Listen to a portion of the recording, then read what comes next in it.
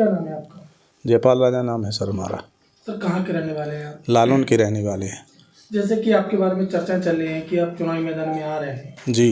तो किस ग्राम पंचायत से किस पद की दावेदारी करने जा रहे हैं? लालून ग्राम पंचायत से प्रधान पद की दावेदारी कर रहे हैं।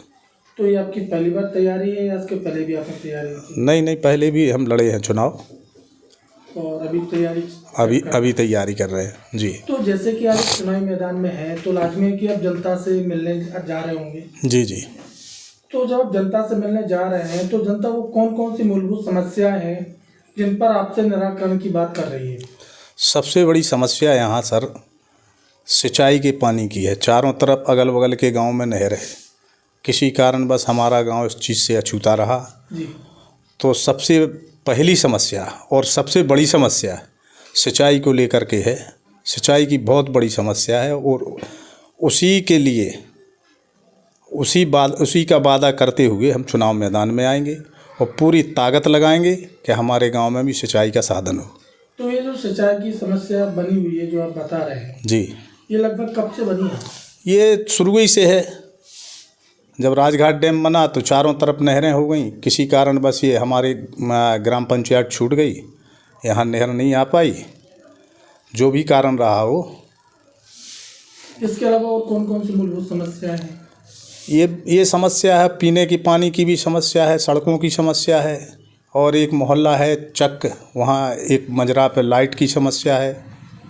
तो समस्याएं तो यहाँ काफ़ी समस्याएं हैं। जो भी अभी जनप्रतिनिधि रहे तो वो लोग नहीं काम कर पाए कायदे से, जो होना चाहिए था गांव सभा में। जी। तो बहुत पिछड़ा ग्राम पंचायत है हमारी। अगर इसी क्रम में बात की जाए शिक्षा व्यवस्था, जी, तो शिक्षा व्यवस्था किस प्रकार से यहाँ पे संचालित हो रही है? शिक्षा व्यवस्था तो देहात के हिसाब से ठीक चल रही है। जूनियर हाई स्कूल तक, प्राइमरी स्कूल है, जूनियर हाई स्कूल है।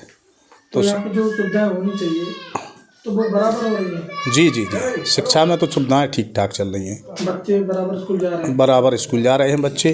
कारण ये है कि थोड़ी मास्टरों की समस्या तो है स्कूलों में, कि मास्टर जो हमें 2 चाहिए वहाँ 1 है, तो ये समस्या तो बनी हुई है। जी। लेकिन फिर भी और कोई स्कूल ना होने के कारण बच्चे जा रहे हैं स्कूल में, पढ़ाई भी ठीक ठाक कर रहे हैं। हम लोग भी देखते रहते हैं, मास्टरों से निवेदन करते रहते हैं कि पढ़ाइए आप लोग। अगर बात की जाए स्वास्थ्य सेवाओं की, जी, तो स्वास्थ्य सेवाएं किस प्रकार से अब यहाँ पर बनी हुई हैं? स्वास्थ्य सेवाओं के लिए तो यहाँ या तो जखौरा जाना पड़ता सर, जी। यहाँ से जो कि 8 किलोमीटर है, या तालबेड़ जाना पड़ता है जो यहाँ से 13 किलोमीटर लगभग है। इसके अलावा गांव में कोई सुविधा नहीं है? जी, गांव में कोई सुविधा नहीं है। स्वास्थ्य कोई सरकारी अस्पताल नहीं बना है? नहीं सर, नहीं, कोई अस्पताल नहीं बना है। आंगनबाड़ी केंद्र वगैरह संचालित हो रहे हैं? जी, आंगनबाड़ी तो है।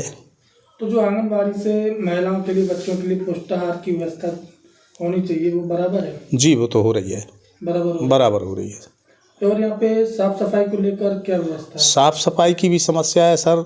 यहाँ का जो सफाई कर्मी है, कहीं कोई ऑफिस में उसकी ड्यूटी लगा देते, कहीं कुछ, तो इससे समस्या, साफ सफाई की भी समस्या है सर। पानी की कुल मिलाकर ये कहा जा सकता है कि इस गांव में कोई भी व्यवस्था सही नहीं चल रही है? जी जी जी जी, ना साफ सफाई की व्यवस्था कोई सही है, जी सर, ना स्वास्थ्य सेवाएं हैं, जी नहीं है, और ना शिक्षा व्यवस्था सही है। बिल्कुल सर। और सिंचाई की सबसे बड़ी मुद्दा बना हुआ है। सबसे बड़ा मुद्दा बना है सिंचाई का सर।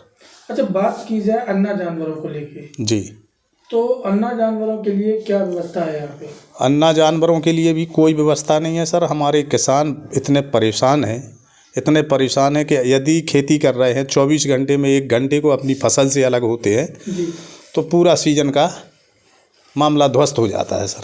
तो यहाँ पे गौशाला की व्यवस्था नहीं? गौशाला भी यहाँ पे नहीं है। यहाँ से बगल में बिजरोठा गांव है, लगभग 5-6 किलोमीटर, वहाँ पे इसी साल संचालित हुई है।